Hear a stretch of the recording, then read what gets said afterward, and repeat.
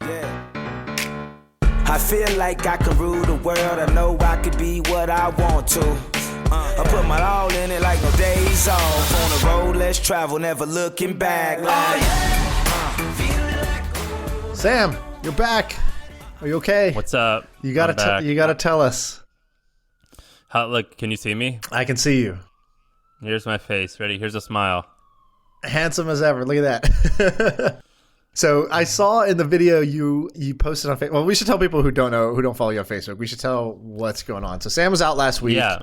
And I've been out for about 2 weeks now. It sounded innocent at first. You were just like, oh, I'm not feeling. I don't know. You said like it kind of like got worse and worse. I got more and more scared. It was like I'm not feeling great. To like I think I have like a kidney stone. To like I got to go to the hospital. To like I have kidney failure. And I was like, what the fuck is going on? Yeah, dude, it's crazy. So let me tell you the story. So I have a history of kidney stones. So at the hospital, they looked at my kidneys. I have about 30 kidney stones, which is a lot. And so like the other at all day, times, or you've had them and passed them? I've passed about 8. I have 30 in me as of right now. Oh my God, that's not normal, right? It's not normal. It's not good. It's not bad. It just means you are going to be in pain like 30 times. Oh my God. And so the other day, like 2 weeks ago, I started getting a stone. I could feel them. I could feel them coming whenever they're about to come. And I go to the hospital and I pass it and they give me morphine. And I'm like, I still feel sick. Like I was like, I feel ill. Right. Like I don't feel well. And they're like, you're probably fine. Just like shake it off. Or basically is what they said. And then like 3 days later, I woke up and I had this massive rash all over my chest. And I had still been feeling sick. And to the point of like I couldn't my legs were hurting me. I couldn't like move. I couldn't like walk one day. I was like, I'm dying. I was like, so I go to the hospital and I was like, I think I'm having kidney failure. And they looked at it. They're like, yeah, you might have an infection or something's going on with your kidneys. So they do all these tests and like, nothing's wrong with your kidneys. They're like, yeah, we see on the CAT scan, you passed the stone, but like this shouldn't cause you pain. And then eventually they're like, oh wait, we think you have Lyme disease. And so from what? How do they know that? They just know. So Lyme disease is like they don't have like many tests. So you kind of do it on symptoms. Okay. And so I had this like my teeth were hurting me so badly. I thought I had a toothache, and then my arms were hurting me and my legs. Like I had all these nerve pain, and that is like a Lyme disease thing. And I felt like I had a fever, just like sick. And you get Lyme disease from a tick, right? A tick bite? Is that right? From a little ass tick. A tick can be the size of a period at the end of a sentence, just tiny. And so I called Jack Smith. I go, Jack, man, something's wrong with me. Doctors can't figure it out. I go, this does not feel right. And he goes, I know the person you need to talk to. So I'm not going to say this person's name, but maybe I will one day. But basically, he puts me in touch with this person. And she, her story is that she's a billionaire she had a hedge fund and a multi-billion-dollar, $10 billion hedge fund, and they shut it down because they got sick. Mm-hmm. And it was from Lyme. And Jack knew her from some event. And he puts me in touch with this woman, and she doesn't even ask my name. For 3 days, she talks to me for like 2 hours a day, helping me diagnose what's wrong. Eventually, she goes, hey, you have an appointment with this doctor tomorrow. I go, okay, that's cool. She told me all about the doctor. She goes, but it's really expensive, and I didn't feel like you complaining about it or like even worrying about it, so I just paid for it. I was like, no, you don't need to do that. And she goes, no, I already paid, so you don't have a choice. So this woman paid $25,000. Oh my God. For a private doctor for me. And so I get this doctor who's like, oh yeah, dude, you got Lyme. Here's everything that's wrong. And then just coincidentally, I wake up the next day and my face is like one side is completely paralyzed. And that's scary. The doctor's like when you woke up like that, what was that like? I woke up and I messaged either you or Abreu. I was like, I feel ill. I don't know what's wrong with me. I was like, I'm just so tired because I couldn't open my eye. I was like, maybe I'm just tired. And it wasn't until 3 p.m. that my wife saw my face and she looked at me and she goes, why are you smiling like that? I was like, what are you talking about? She's like, look at yourself. What are you doing? I go, oh my God. And I felt it. I go, I can't move my face. I can't move it. I was like, I wasn't tired. I can't open my eye. Oh my God. I can't believe it took you that long in the day to figure that out. I just thought that like I was groggy. I thought I was you know how you like have sleep in your eyes and like your face feels heavy. I thought like I was groggy. I was like, what is wrong with me? And she's like, your fucking face, it's frozen. Like it's not moving. So anyway, long story short, I've got So wait, what did this doctor, this like crazy doctor do or say like that was different or better? I'm on, and I have an IV in me 24 hours a day for 30 days. Okay. What's that connected to? At the end of the night, I gotta go and plug this tube. Refill it or something. Okay. Yeah, and so, into like an IV, and it's called a PICC line. And I basically am taking like 30 pills a day, and hopefully it goes away. And there's no like cure for Lyme disease, right? Antibiotics, but it's not necessarily a cure. But I've learned all these things about Lyme. Like I don't even know if it's true, or I don't know what I believe, but they say that like Lyme is from, you know how like people say that a lab in Wuhan created corona and it like escaped. That's what they some like conspiracy theorists. That's what they think about Lyme. They're like, yeah, so we used to drop ticks above Soviet Union or in Cuba, and we would infect them with this disease, and somehow that made its way to us in America. Oh my God. So that's like the conspiracy. I don't know what's true or what's not, but I tweeted out that I had it. I've gotten literally thousands of messages from people saying like, I have this. No one believed me. I was in a wheelchair. Dude, it's fucked up. It's crazy. So like, what is the prognosis? One day I woke up, just like take these drugs and hopefully in 60 days you'll be better. I mean, that's pretty much it. One day I woke up and I legitimately couldn't walk. Like I couldn't, like my feet, I couldn't hold my body weight. But now you can. Yeah, but I can't exercise. I can walk for sure. But like the same way my face is all messed up, that's how my legs felt a little bit. That is it's so weird. insane. Oh my God. And so like no one can see me right now. What but, are you thinking? One side of my face just looks kind of like dead. I just look like I have it looks normal when you're not doing anything, but when you smile, it's more like one side moves and the other side doesn't. It's just like creepy looking. So it sucks. It just sucks. And are you like optimistic, or what do you think is going to happen here? I think it's going to go away, and I think I'll be back to normal, but it doesn't feel like it's gotten better so far. And I like have had massive amounts of anxiety. Like, you know how like when you go and get your wisdom teeth pulled or get dental work done and you feel swollen and you feel numb in your gums? Right. You don't feel right. That's just how it's like your body's not a part of you. Yeah.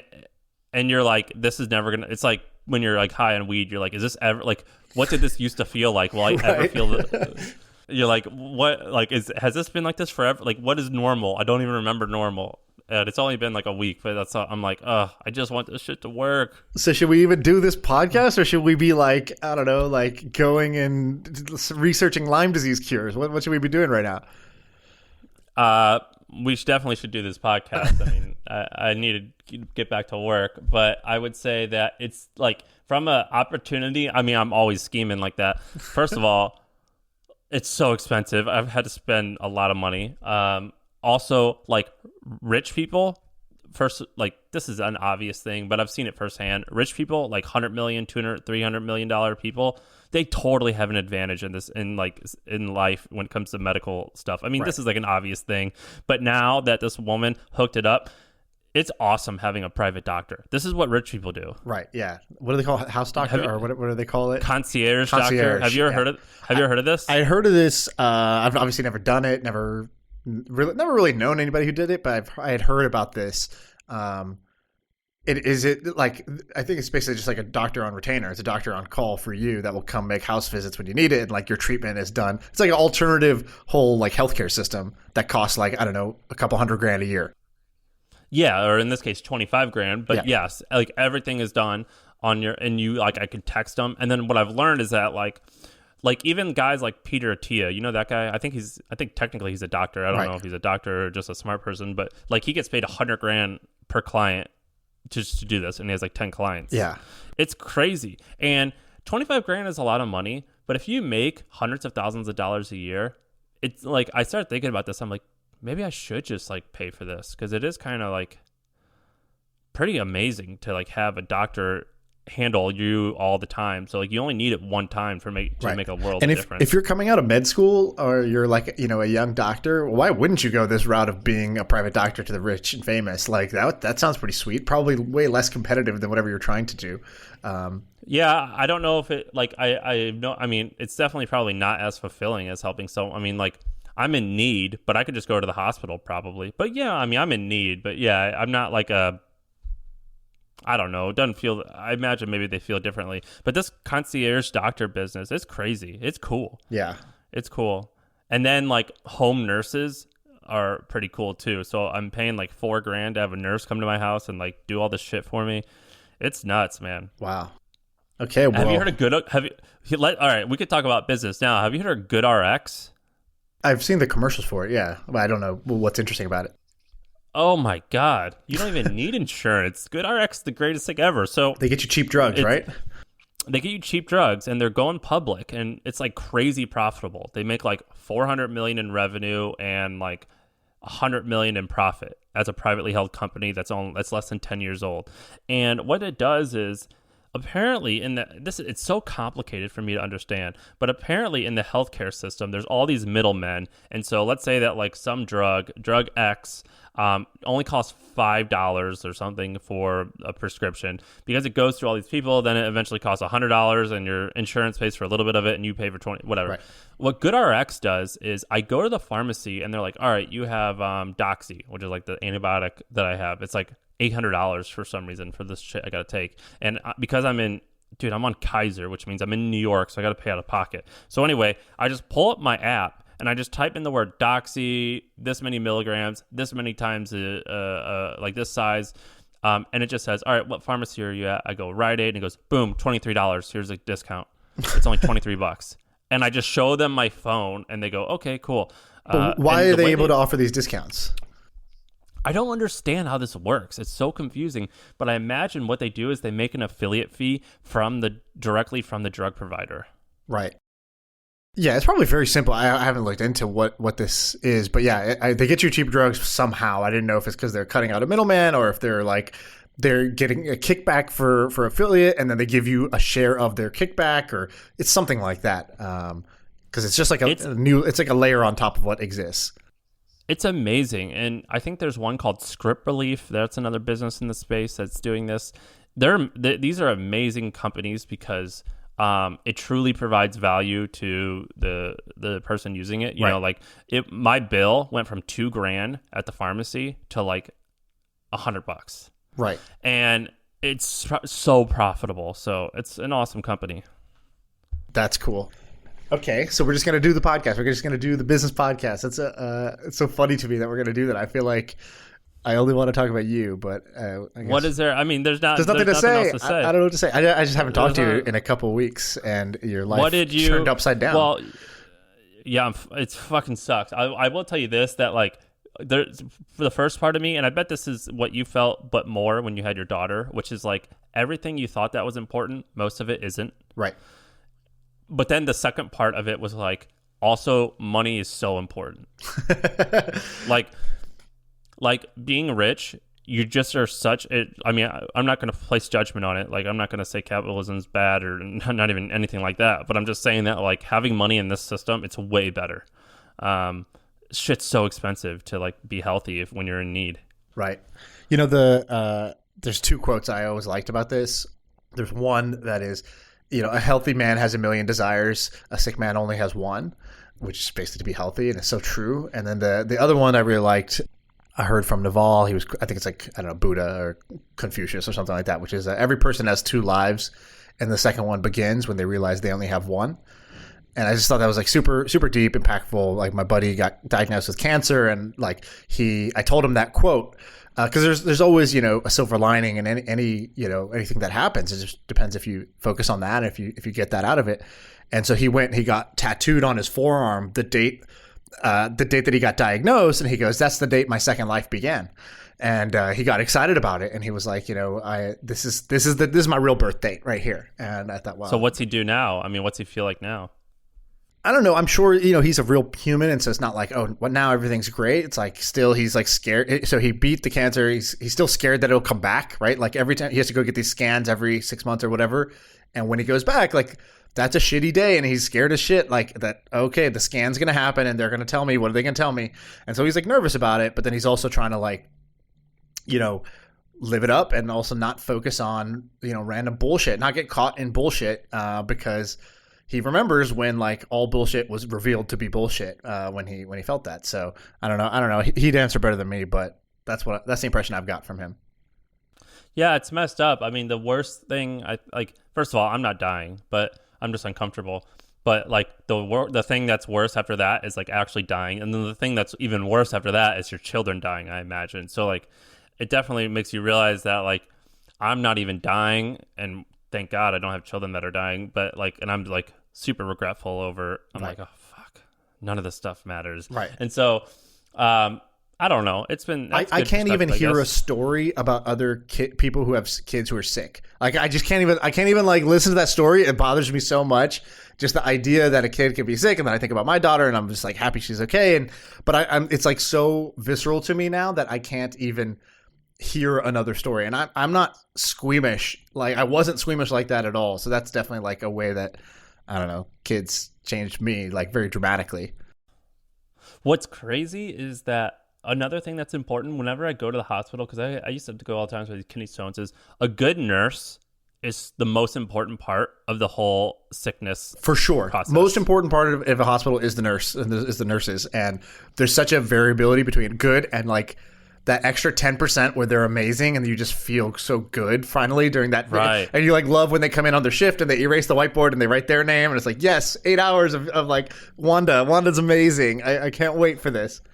A good nurse, it's just there's so much more because you don't ever see the doctor. Fuck the doctor at the emergency room. But like a good nurse is life changing. And whenever I have a good nurse, I'm like, you provide value to the world. All I do is like send this email. Right. Like it makes me feel bad. I'm like, and I'm like, I probably make a lot more money than you. You are the hero. Right. You are the person that you should be rich. I always feel whenever I have a good nurse, I'm like, you just changed my life. Yeah. And so.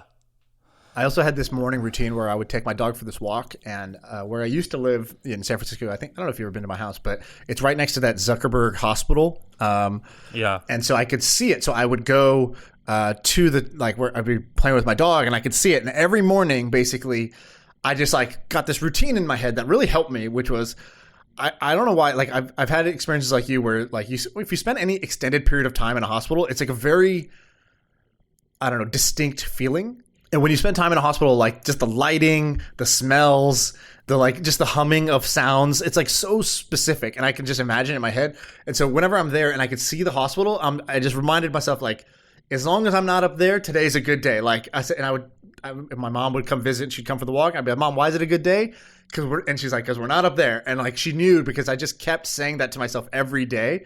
So I made it where being happy was really cheap. As long as I'm not up there, I'm happy.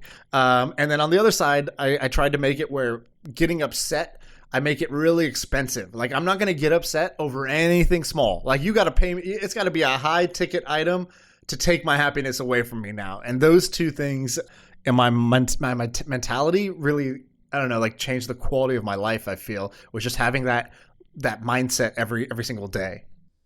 So that's very stoic of you. That's called negative I'm struggling to say. I can't say like the V words. Negative visuals. Fuck, my mouth done. My lips aren't moving. But what's it? Say the word. Visualization.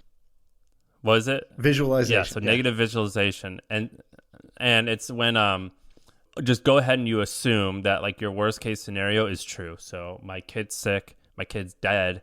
I'm about to die. My wife's about to die. Whatever. You assume that all that is going to happen, and then you like. Meditate on it. You're like, this is true. This is true. This is true. You close your eyes for 10 minutes. You go, this is my life now. Like I'm alone. And then you wake up and you go, oh my God, thank God it's not true. And yeah, it's like waking up from a bad dream. It's like, and you're relieved. You're like, yes, yeah. I didn't miss the test. And like, I didn't get stabbed. So thankful. Yeah. And that's actually a great trick that, I read about in a book on Stoicism. It's called Negative Visualization. And it's great for, like making you have gratitude, which apparently I don't know if this is some woo-woo shit, but do you know that, like, if you have gratitude, like, if you regularly showing gratitude, I believe, like, it's actually, like, healthy for you. Like, it can be physically healthy. Yeah. Have you heard of this? I don't know if any of this stuff's measurable, but the phrase I really liked was, you can't be grateful and stressed at the same time. You can't be grateful and afraid at the same time. And it's like impossible. It's sort of like you can't sneeze and keep your eyes open. If you're truly feeling grateful, you're not going to be able to feel those other feelings, which those other feelings create either a shitty quality of life or literally, your body reacts to stress in a negative way. It puts you in a different, different hormones get released and whatnot. So I don't know how measurable any of this shit is, but, err on the side of being grateful. It won't do you any problems. Okay, let's take a minute and tell you a little bit about this week's sponsor, Lemon.io. Lemon is the perfect solution if you are a technical co-founder and maybe you just need to delegate some of the work because you got too much on your plate.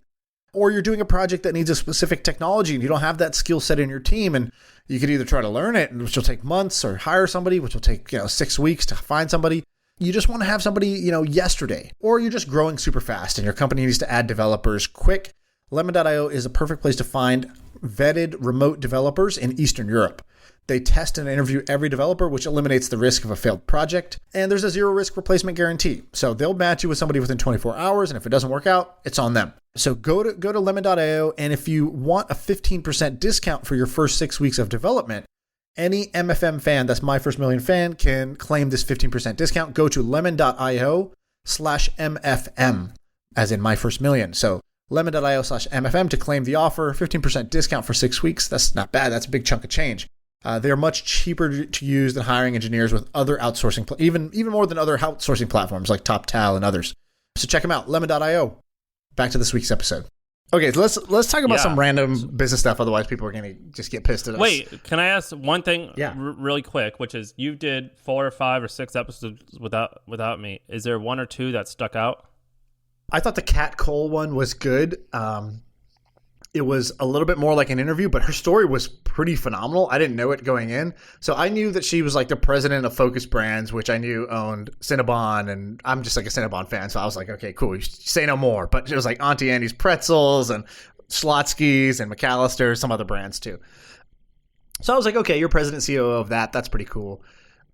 But her story was pretty dope. She basically started as a Hooters waitress while she was in college, and then was, good as a waitress, and got into Hooters corporate as kind of low level corporate, and then worked her way up Hooters corporate and became eventually head of Hooters America, GM of Hooters America. And then transitioned over as president of Cinnabon, and then went to the parent company of the company that owns Cinnabon, and now is the president of that. And I was like, that's a pretty fucking baller path for somebody who came from kind of nothing, dropped out of college while she was a Hooters waitress. I just thought that was an incredible story. And then she obviously had some good opinions on ghost kitchens. Is this a thing? What did she say? I wasn't able to listen to it. What did she say? She was basically she was like, it's a thing for sure in highly dense areas. And she's like, for our business, a huge amount of their business comes from malls and across America. You know what I mean? Where you can't do ghost kitchens when you're not in a really, really dense place. You can do it in New York. You can do it in San Francisco or LA. Cloud kitchens are awesome. They're kind of optimal in a way, right? Small square foot, not prime real estate, delivering into a really dense area. You can serve, huge number of customers in a small radius of delivery. But that's not going to work in, let's say, I don't know, Sarasota, wherever the fuck Sarasota is, Florida, whatever that is, basically it's not going to work in the majority of places. So you can't pin your hopes on that as the model. And so she was down for it, but also not down for it at the same time. Well, she just recognized that it's great, but not for everywhere. Yeah, exactly. And then she was talking a little bit about, okay, well, what do the future of restaurants look like? Because they're re-architecting some of their stores. And also she's kind of imagining okay, in an ideal world, how would our whole footprint look after COVID? And she had some ideas around basically how do you make it so that takeout and delivery is kind of a core part of any restaurant, not this add-on thing. If you're going to be coming physically to a restaurant, what does the environment need to be for you to do that? Because now if delivery is a default, then why would you go into a restaurant? Well, it's got to be giving you more than just the food and a place to sit. Like it has Which to, is good for Hooters. right. It's got to have some kind of ambiance, as we would say. I mean, they've got that built in. Exactly. So That and like Dave and Buster's, shit like that. Yeah, I feel you. and then ironically, she's president of Pretzels and Cinnabons, but she was very much like food is pharmacy. So she was like, we're going to look at food as like a health vector, and it's going to be personalized to you. So she had some ideas around that. So I thought that was all pretty interesting from her episode. That's good. I enjoy hearing that. Sorry, the other one was from this guy he's a CEO of Air Garage, and he listens to the podcast. He's like, I go for a walk, I listen to y'all's pod, and he's CEO of a startup, and he came on, he sent me a list of like 150 ideas, and I was like, okay, cool, you're qualified to come on the show. And he had two ideas around USPS, which I thought were interesting. He's like, look, USPS is kind of dying, but it's like kind of important to America. So he had one, which was, there's these services that will do like, kind of like your change of address, because changing your address sucks.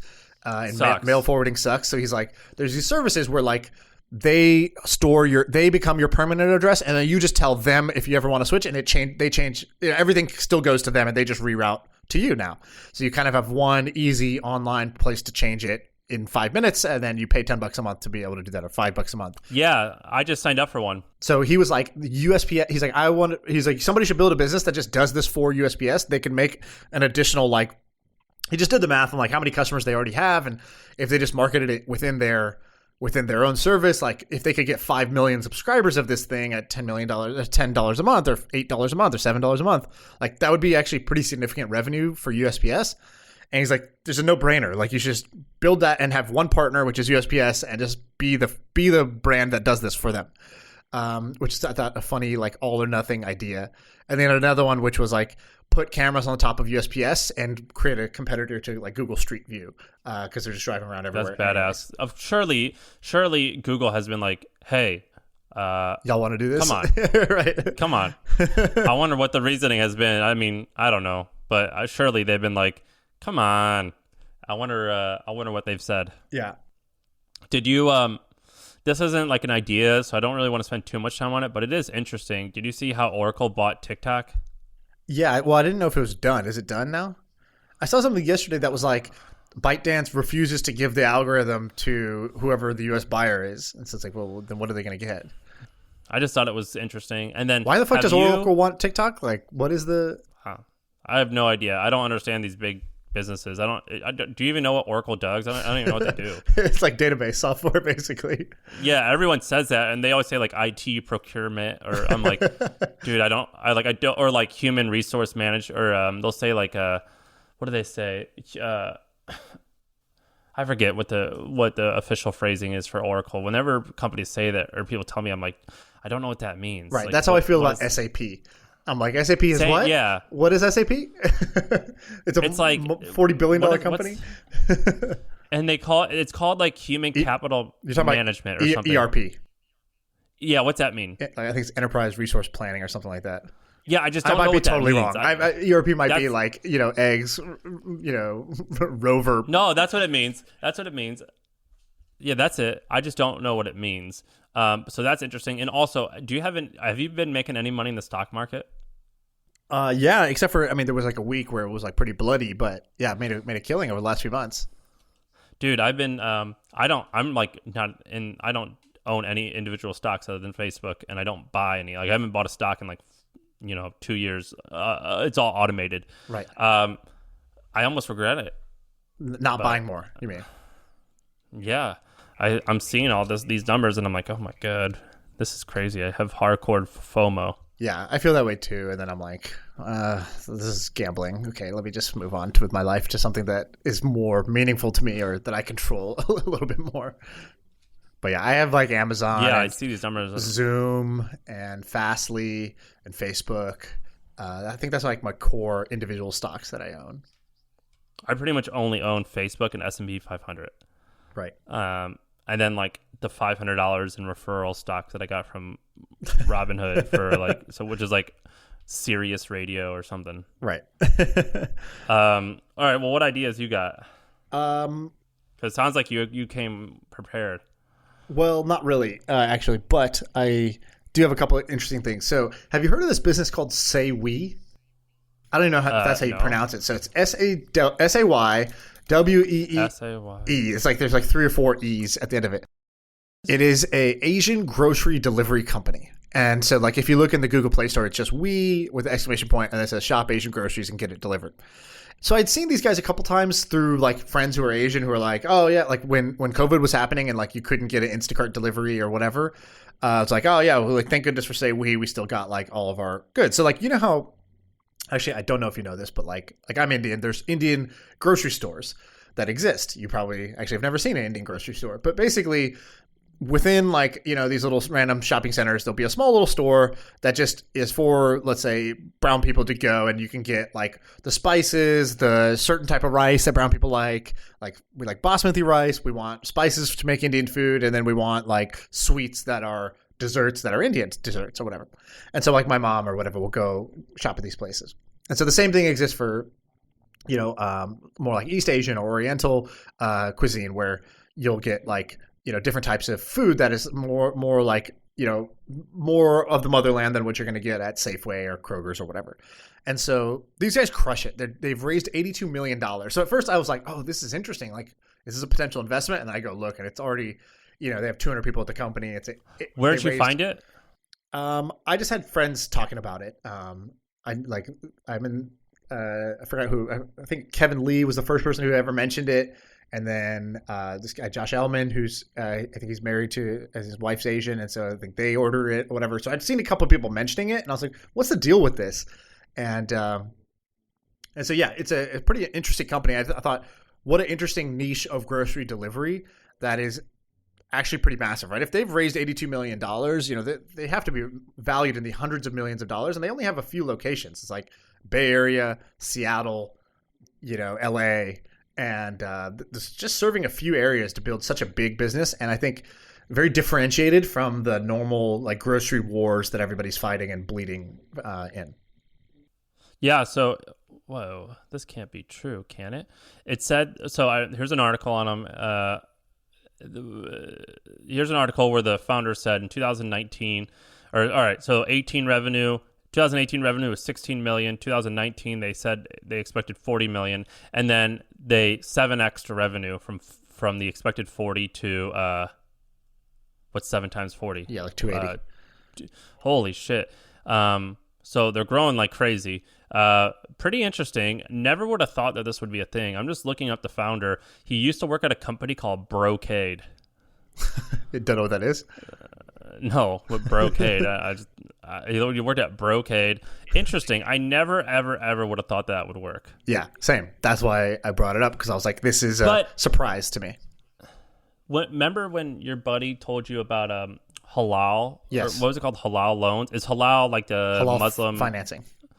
Yeah. So, and I guess halal is like is halal like the equivalent of saying kosher, but for Muslim? Yeah, it just means like sort of this is like blessed by the you know, the religious community. This is in line with the religious code. So whether it's halal meat or it's halal financing, this is in line with our morals and values. Whenever your buddy talked about that, I was like, oh, I'm on board with just anything that like non-Muslims do or eat or drink or whatever, and then you just put halal in front of it. Right. I saw this little business. Our friend Ramon sent me this little business that was e-commerce business for sale, and what it was small e-commerce business. You could probably buy it for like 200 grand. I think it was doing like 100 grand in like 70 grand at EBITDA or something like that. And all it was baby mobiles. So, you know, like above your crib, you have a little rotating mobile that like is usually like stars and unicorns and whatever, like, and they just made the Muslim version of that. So it was all of the like kind of like symbols and or like kind of, I don't know, like whatever the religious figurehoods are and religious symbols are, and it would play religious music rather than like whatever Twinkle Twinkle Little Star.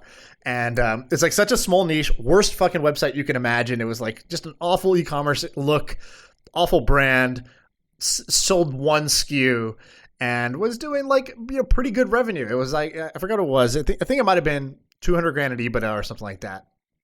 At the end of the day. But I was like, this is like such a healthy little business that is such a specific niche serving a large community that's underserved. And like, you got 1 billion Muslim people in the world, and I don't feel like there's enough of, we talked about sort of calm for religion and how I would start that with the Islamic Faith app. I just feel like there's so much more you could do for niche populations, and whether it's dating apps that are targeted towards certain religions or certain ethnicities. In this case, grocery delivery for certain ethnic foods. I just feel like you could take popular category and niche it down into a certain ethnography and do well. So I can't get over the fact about how I never would have thought that this how do you say it? Say we. Wow. Say we. I can't believe that. It was crazy. Weird. I went to the website and they had to translate it for me. Did they? Oh, maybe mine's already translated. Like, because your URL is saywe.com/.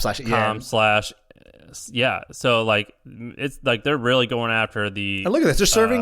They're serving 4 markets, and then they just opened up 3 more. So 7 cities, and they're doing, according to that, like north of $200 million in revenue. Now, I don't know if they're counting revenue as like every item sold and they have like 5% margin, but like, yeah, okay, let's say that is the case. They're doing 10% margin on that. Still not bad. So let me tell you about another grocer that's interesting. So this sounds like I'm just being bougie, but I was staying at someone's house and I was walking around the Hamptons, and there's this billionaire guy that I've read about. His name's John Katmiadonis. Have you heard of him? Never. Okay, he's easy to recognize because, like, if this ever gets to him, I'll just tell him to his face, but he's super ugly. Like, he's so ugly. Like, Google him. He's, like, fat and ugly. John he's like Cat. How do you spell it? Cat. Yeah. Last name is the word cat and then S-I and it'll autofill. Okay, gotcha. Cat. Right. Now, you see him? Yeah. Is this his wife with him? Who is this? Oh, my God. His daughter. That's his hot daughter. Oh, my God. Like, look at him. Like, he's just like a big old, like cootie. Like, he's just an ugly dude.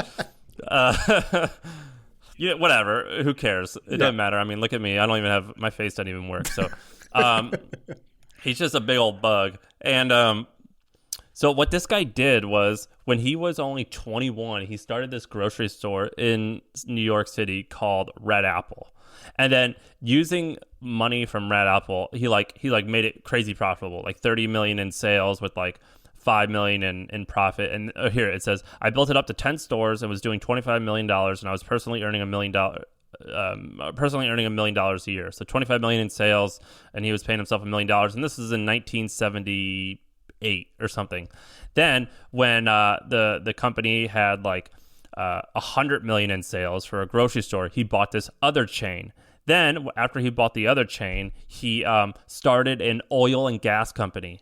Then he started an airline business that he sold to NetJets or whatever the big guy is.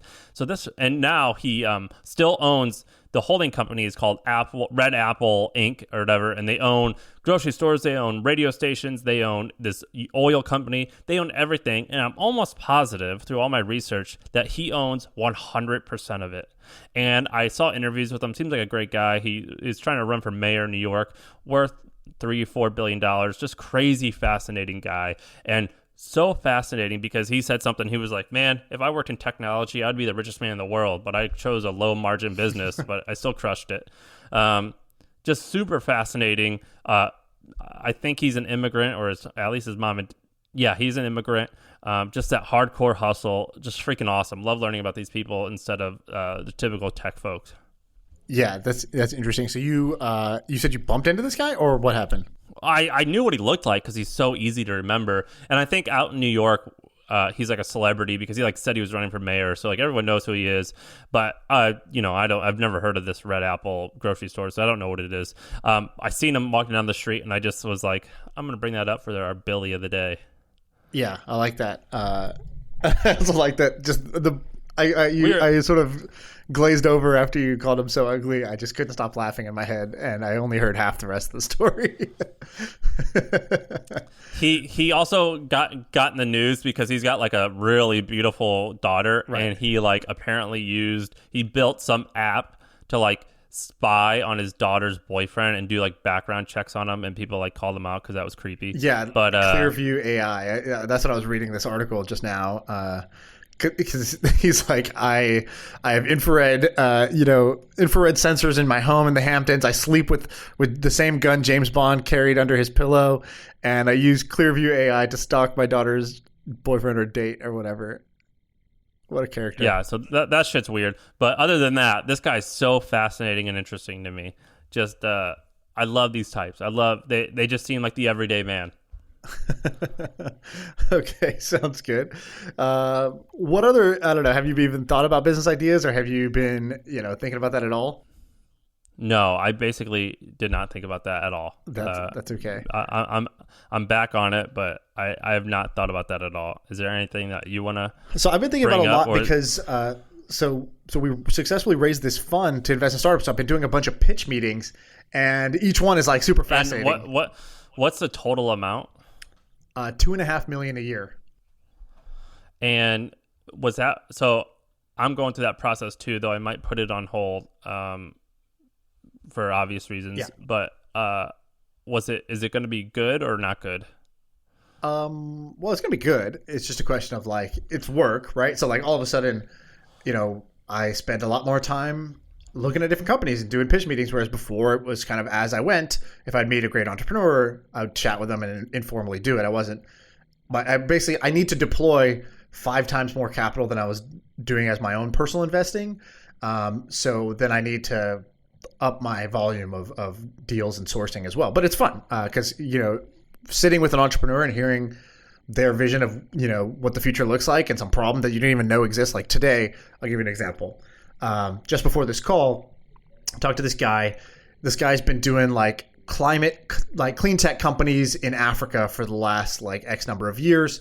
And so right now he's going after this thing. I'll check with him if I'm even okay to say all this, but I think so. He's basically created here. I guess let me put it differently. There's this big problem that I had no idea about, which is that if you go to Africa, if you go to Kenya, and we're not talking about like mud huts, like we're talking about in a condominium building, in a high-rise building. You own an apartment, you live in that apartment, and you need to cook meals every day. They don't have like gas stoves. Like into the building, there's no gas pipe. So where we go and we turn on our electric stove and fire comes out, they don't have that. So what most people do all the way from mud huts into condos is they use charcoal or kerosene or some like really dirty kind of like dirty fuel source essentially, but it's relatively cheap, and it's really all they got. So they need to cook, boil water, they need to cook rice, and they need to make meat and whatever else they're going to do. And so people have been cooking like that for decades in these countries. And so what they're replacing it with is a clean stove that uses wood pellets rather than charcoal. And so like you've always been able to cook with this. And it's sort of like, if we go camping, we use one of these little small, stovetops. And so he's trying to replace it. And so what the net result is, you have something that is, 98% cleaner for the environment, and also like even your own clothes. Like forget even if you don't care about global warming, most people don't want their home to just be full of like dark smoke that's just getting into your clothes and like, you smell like smoke for the next 3 days, but that's just life there. And so it's 98% cleaner. It costs half as much to be able to do, and it cooks in half the time. And so you get just like a better experience all around. And they're doing the kind of Nescafe model where they give you the machine for free, and then they sell you the fuel every month, because you're always gonna buy cooking fuel every single month because you need to cook. And so pretty interesting business, pretty interesting problem that they're solving, and that's the type of fun I get to have now. So I would say the fund is good because I get to see this type of stuff. Do you think that it's going to be a $2.5 million fund, unless it's like one of the best funds out there, which it could definitely become? It probably won't be a needle mover in terms of personal wealth creation. Is that correct, or am I wrong? That's correct, but it's $2.5 million per year. So when most people raise a fund, they raise, let's say, a $10 million fund. They deploy that. The fund takes 10 years to return, but they deploy it over, let's say, 3 years. And so that's actually a $3 million a year fund. So this is the equivalent of, call it, a $7 to $10 million total fund. And so then you say $7 to $10 million total dollars. The math works out where, let's say we do very well and we 4x the fund gross. So we turn, let's say, $7 million into $28 million of gross returns. And then of those $28 million, I get a 20% carry on that. So I get 20% of 28 million. So $4 or $5 million bucks. Okay, but it's over a 7 to 10 year period. So then you think that potentially this is going to be it's not going to be a needle mover. I hope that in 7 to 10 years, $4 million is not a needle mover. That's my goal with all my other businesses. Do you think that you're just going to raise more and more money? I don't know. I'm going to try it. I'm going to see. Maybe I hate this. And maybe after a year, I tell everybody, okay, I'm not, that money's deployed. Great. And for next year, I don't want any more money, right? Like I don't want to do this anymore. But I think what's going to happen is I sort of view this as, for me, financially, it should be good, but it's not going to be like, oh my fucking God, this is how I, built my kingdom type of thing. But I just like sitting front row for like people doing cool shit. And this is an excuse this is season tickets to sit front row, right? I'm going to get to see a bunch of entrepreneurs. So are my investors, right? I'm going to share all my updates with them and they're going to get to see what are the companies we invest in, why not, and how those companies are growing kind of in the private confidential side of things. And so I think it's going to be, on a fun level, it's going to be a game changer for fun. And on a wealth level, I hope that in 7 to 10 years, making $4 or $5 million bucks will not be a game changer. Yeah, so we've been in the process of doing this for a while, like you were, and obviously 3 weeks ago I was like, hey, let me talk to you in a little bit, and so I guess we'll go through with it, but you see, from an outside perspective, it definitely looks easy, but then you like get into it and you're like, this is gonna be a lot of work. It's gonna be a lot of work. Like being an investor, just like all things, once you get past that, like for example, my company, The Hustle, like I work really hard, but I definitely worked harder to get it off the ground. And so it's like once you get past that point, then it's like, yeah, this is a good life. But in the early stages, you're like, oh, you're just starting a business from scratch again. Yeah, totally. I think if you're doing it to make money, there's much better ways to make money as a fund. If you're the manager of the fund, if you're an investor, cool. You're putting a small amount of money into like a higher risk asset class, and you're not going to do any of the work, so it's great.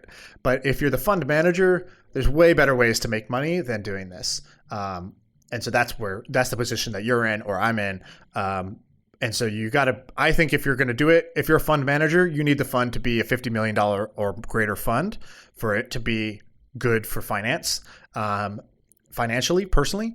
And then if not, you're doing it for the sort of enjoyment because you are just sort of down with the startup ecosystem and this is a hobby. Even if you did a $50 million fund, what a lot of people realize is like, all right, you have $50 million fund, great. You better not be hiring anyone, but maybe one person. Yeah, exactly. So like on a $50 million fund, you're going to be taking your 2% management fee. So I took 0% management fees. So again, because I'm not doing this as a way for me to personally make money every year on fees. But for 2% fees, you'd be getting $1 million bucks a year for all your overhead, your legal costs, your fund administration, your employees, your whatever, marketing. And so if you have two partners, that's like, let's say $500K each. That's no joke. That's not something to sort of sneeze at, but typically somebody who's able to raise a $50 million fund is earning more than that already in their current job or business. Or has earned more than that. And so they're not doing it for the $500K a year of fees, net of expenses. Yeah, it's definitely a fascinating exercise to look at all this stuff. I've definitely enjoyed it though. We'll see if we do it, but I'm happy you were able to do that. Did all the money pretty much came from your Twitter? Yes and no. Yeah. So half of it, basically like, let's say 60% of it, I think came from Twitter. And then the other 40% came through kind of like hustle. Like basically reaching out and doing different sort of marketing and sales techniques to try to get people through the door and get them to close. Good. Well, congratulations. Rolling fund is just pay as you go. And before, let's say I wanted to go raise a $10 million fund, there would be a specific time that I would open the funding window. I'd say, okay, I'm going to go for 6 months. I'm going to go talk to a bunch of rich people. I'm going to try to raise this money. And I would have to raise my full amount then. Sometimes you do like a first and second tranche, but like for the most part, you're going to go and you're going to raise a bunch of money up front, and then you're going to spend the next few years investing it. A rolling fund is different. A rolling fund, I could start today. Every quarter, is basically like a new little fund. Every quarter I can take on new investors. Investors who are in my current fund can go up if they want, and they could double down, they could invest more, or they could stop and they could say, I don't want to invest anymore after 4 quarters. So it's just more lightweight, more flexible for the investor side. On the investor side, you just pay quarterly. So like my minimum is $6,000 per quarter. So people can pay $6,000 over the course of the year. They invested $25K, but not in a giant check at once. And then for me as the fund manager, I don't have to take 6 months, 12 months to go raise my fund. I just start raising it and start deploying it, and it can keep growing over time. Like next year, my fund could be twice the size if I wanted to. If I wanted to keep taking more money in, I could double the size of my fund. You don't get that type of flexibility with a traditional fund. A fund is sort of set in how much you raise and who owns what. So AngelList, basically, the fund runs on AngelList. They take an administration fee, and they built the software. So the way they're actually doing it, it's nothing in the law changed. What they changed was they just automated it so that every quarter they're actually spinning up a separate entity that's going to be a 10-year fund for what's called like Q4 2020, let's say. And then when the next quarter happens, they're actually automatically under the hood, they're creating another entity with that quarter's investor batch. And so normally if you went to a law firm and you said, hey, every quarter I'd like to create a new fund, I want to manage that fund for 10 years, and it's going to have different investors in every quarter, they'd be like, what the fuck are you thinking? Like, this is going to be, really taxing legally and really complicated to keep track of. But AngelList did it with software and automated that process. What else? Do we want to go over anything else, or do we want to end this at 53 minutes? Let me scroll through our list. We're going to have to build this list out. I had 2 I wanted to do time a little today. further. I forgot the other one. Cool. All right. I don't remember what my other one was. We have to go back and start filling this out again now that you're back. We get back in rhythm. So we'll call it here. Yes, and thank you everyone for all the kind wishes. I got like literally 1,000 DMs. I appreciate it. I don't know if I'll reply to everyone, but thank you. And we will see you in 2 days. Yeah. All right. Sam, welcome back. Good to have you back. All right. I'll see you. See ya.